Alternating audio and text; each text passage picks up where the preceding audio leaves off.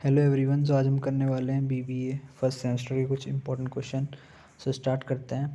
पहला क्वेश्चन है, what is ozone layer. Ozone layer क्या है? Ozone layer is a region in the earth stratosphere containing a high concentration of ozone molecules. So ozone layer के अंदर कुछ high concentration of molecules होते हैं। ये क्या करती है? ये एब्जॉर्ब करती है और ब्लॉक करती है यूवी रेज इसको। ठीक है, यूवी रेज़ क्या है? यूवी रेज़ एक हार्मफुल रेडिएशन है जो कि सन से रिलीज़ होती है, जो कि हमारी स्किन को डैमेज कर सकती है और स्किन कैंसर भी कर सकती है। उसके बाद आता है causes of ozone depletion. Ozone layer का डिप्लीशन क्यों हो रहा है? क्लोरोफ्लोरोकार्बन जो आपके रेफ्रिजरेटर से गैस रिलीज़ होती है उसकी वजह से, एयर कंडीशनर की वजह से, ठीक है, इन सब की वजह से क्या हो रहा है? ओजोन का डिप्लीशन हो रहा है। फैक्ट्री से कोई भी हार्मफुल पॉल्यूटेंट निकल रहे हैं, उनके वजह से भी ओजोन का डिप्लीशन हो रहा है। नेक्स्ट क्वेश्चन है, इकोसिस्टम क्या होता है? इकोसिस्टम क्या होता है? An ecosystem is an community of living organism, plant, animal, micro organism interacting with their non living environment, जैसे कि एयर, वाटर, सॉइल। कंपोनेंट्स क्या है? Biotic component, abiotic component. Biotic component वही लिविंग थिंग्स, ठीक है, हार्बीवोरस, कार्निवोरस, ओमनिवोरस, ये सब हो गए। डिकम्पोजर्स, ये सारे क्या हो गए आपके? बायोटिक कंपोनेंट हो गए। एबायोटिक जैसे कि एयर, वाटर, सॉइल, ये सब। नेक्स्ट क्वेश्चन है, एसिड रेन, ग्लोबल वार्मिंग और इन्वायरमेंटल, मतलब इन्वायरमेंटल के कुछ इश्यूज़ हैं ये, ठीक है। पहला है एसिड रेन। एसिड रेन क्या है? एसिड रेन जब sulphuric dioxide and nitrogen oxide आपस में मिक्स हो जाती हैं एटमॉस्फेयर में या मॉइस्चर में, एटमॉस्फेरिक मॉइस्चर में, सो उससे क्या होता है? उससे फॉर्म होता है सल्फ्यूरिक एसिड और नाइट्रिक एसिड, जो कि बाद में क्लाउड के साथ मिक्स होके रेन होती है, ठीक है। इसको क्या बोलते हैं? Acid rain. ही तो आपको पता ही है, काफ़ी पढ़ा है, ठीक है, पहले से। और 8th क्लास से 9th में हर जगह environmental, air pollution, water pollution, global warming, ये सब पढ़ते आ रहे हो, तो इसको भी कर लेना अच्छे से, इजी पेपर आएगा, ठीक है। नेक्स्ट है ग्लोबल वार्मिंग। ग्लोबल वार्मिंग क्या होता है? जब अर्थ का एवरेज टेम्परेचर बढ़ जाता है due to greenhouse gas emission, methane की वजह से, इन सब की वजह से। सो ये क्या होता है? ये क्लाइमेट चेंज को लीड करता है, जिससे कि हमारा इन्वायरमेंट हार्म होता है और अर्थ को काफ़ी इम्पैक्ट होता है, ठीक है, इसकी वजह से, ग्लोबल वार्मिंग की वजह से। क्लाइमेट भी चेंज हो रहा है और अर्थ को हार्म हो रहा है। उसके बाद आता है इकोलॉजिकल इन्वायरमेंट, जहाँ पर it include all living and non living, biotic and abiotic component and their interaction that affect ecosystem, जहाँ पर एक बायोटिक कंपोनेंट एबायोटिक के साथ इंटरेक्ट करता है। जैसे कि कोई डियर है, वो क्या किया, उसने उसने आके पानी पिया, सो ये क्या है? वो इंटरेक्ट कर रहा है एबायोटिक के साथ। ये हो गया इकोलॉजिकल इन्वायरमेंट। इसकी वजह से क्या इफेक्ट आ रहा है, ठीक है, ये होता है इकोलॉजिकल इन्वायरमेंट। हॉटस्पॉट क्या होते हैं? जहाँ पर रिच बायोडाइवर्सिटी पाई जाती है और वो सिर्फ कुछ पर्टिकुलर रीजन में ही पाई जाती है और कहीं नहीं पाई जाती, उसको बोलते हैं हॉटस्पॉट बायोडाइवर्सिटीज़। इनको और अच्छे से कर लेना। उसके बाद आता है सोइल इरोजन। सोइल इरोजन क्या होता है? जब टॉप मोस्ट लेयर जो होती है एक फर्टाइल लैंड की, वो रिमूव हो जाती है, ठीक है। किसकी वजह से होती है वो? Natural forces like wind, water, deforestation, over grazing या ओवर कल्टीवेशन या पुअर फार्मिंग प्रैक्टिस की वजह से जो टॉप मोस्ट फर्टाइल लेयर होती है वो रिमूव हो जाती है। उसके बाद आता है प्रिवेंटिव मेजर्स क्या हैं?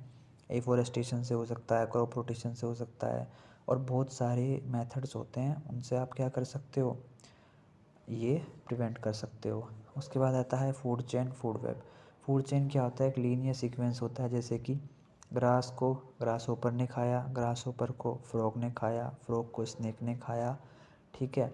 सो ये क्या होता है? ये एक फूड चेन होता है जो सीक्वेंसली चलता रहता है। उसके बाद आता है फूड वेब। फूड वेब में क्या होता है? जब बहुत सारी फूड चेन आपस में मिलके एक बड़ा वेब बनाती है, उसको फूड वेब बोलते हैं, ठीक है। नेक्स्ट है नेचुरल रिसोर्सेज क्या होते हैं? नेचुरल रिसोर्सेज आप सबको पता है, water, soil, forest, mineral, fossil fuel, ये सब क्या है? नेचुरल रिसोर्सेज हैं, ठीक है, जिनको ह्यूमन यूज़ करते हैं सरवाइव करने के लिए और इकोनॉमिक एक्टिविटीज़ करने के लिए। नेक्स्ट क्वेश्चन है रीन्यूएबल, नॉन रीन्यूएबल। ये मैं बता रहा हूँ, पहले से ही आप पढ़ते आ रहे हो, 8th में, 9th में, 10th में, हर जगह पढ़ते हो इन सब चीज़ों को। सो रीन्यूएबल रिसोर्सेज क्या है? जो रिसोर्सेज रिन्यू हो सकते हैं, solar energy, wind energy, water, forest. Next है नॉन रिन्यूएबल रिसोर्सेज।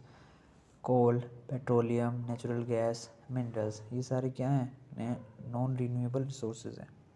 नेक्स्ट है कॉन्सेप्ट ऑफ पॉपुलेशन प्रेशर। सो ये क्या होता है, जब एक एक्सटेंड से ज़्यादा, ठीक है, पॉपुलेशन ग्रो हो जाती है, एक लिमिट से ज़्यादा पॉपुलेशन जब ग्रो हो जाती है उसको बोलते हैं पॉपुलेशन प्रेशर।